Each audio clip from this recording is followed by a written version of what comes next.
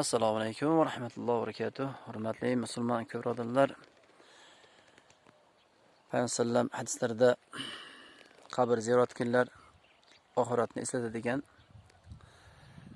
ana shu hadisga muvofiq inshaalloh ziyorat qilyapmiz. Albatta, ziyorat manfaatli bo'lishi kerak har bir mu'minga. Hozir bu qabrlarni ko'rib turibsizlar, mana hamma bir xil holatda va bilamizki, qabriston tinchlik diyoridir asli.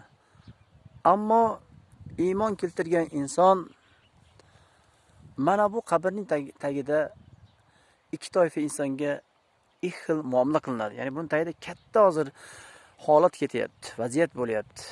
Buni biz eshitmaymiz, na ko'ramiz, na bilamiz. Ammo hadis oyatlarga muvofiq bularga tasdiqlaymiz va ishonamiz. Mana bu bizning iymonimizdir. Demak, bu qabrning tagida bir toifa shundayki, ular hayotida o'zining boyligidan qat'iy nazar, o'zining mansabidan qat'iy nazar, o'zining kuch-quvvatdan qat'iy nazar, meni Alloh taolo ibodat uchun yaratdi. Men musulmonman, men bir g'ayri din emasman, men musulmonman deb Allohning buyurgan solih amallarni qilib Rasulullohga ergashgan inson, shu umidda yashab, shu umidda taqvo qilib o'tgan inson bugun qabrni tagida inshaalloh rohatlanyapti. Uni azobini ko'rmaymiz, uni rohatini biz ko'rmaymiz. Va ikkinchi toifa esa hayotida uni musulmon qilib yaratgan edi Alloh taolo, unga boylik, kuch-quvvat, har qanday iqtidorlarni beruvdi, ne'matlarni beruvdi. U ne'matlar hammasidan foydalandi o'zining nafsi uchun.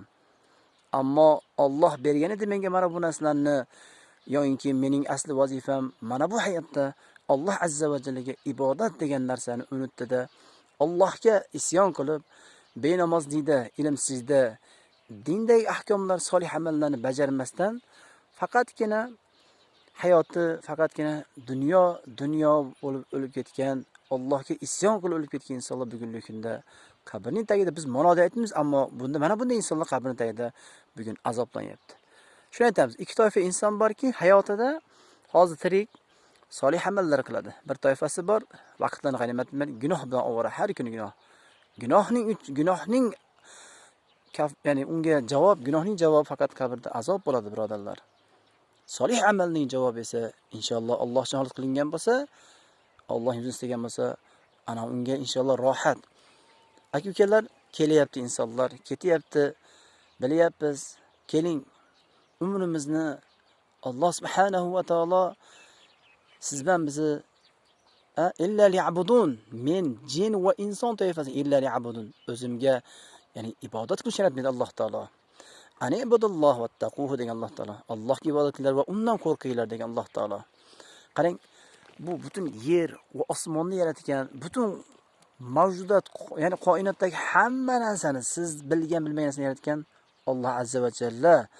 Shunda Robbimiz bizga juda katta bir masofadan mana Alloh subhanahu va taolo Jibril alayhisalom orqali o'zining mo'jiza bo'lgan Qur'oni Karimni mana tushirdi. Mana shu Qur'on mo'jiza. Har birimiz shu Qur'onga amal qilib, hayotimizni tatbiq qilib, muhimi sabr qilaylik. Muhimi Allohdan ajrni umid qilaylik. Mana bu o'lim kelganda inshaalloh qabrlarda har bir musulmonga rohatlanishlik, jannatga kirishlik hamma musulmonlarga biiznillah nasib qilsin. Shuning uchun o'zimizni isloh qilaylik va hammani isloh qilishga harakat qilaylik. Solih amallar qilaylik, odamlar uchun emas, Alloh uchun.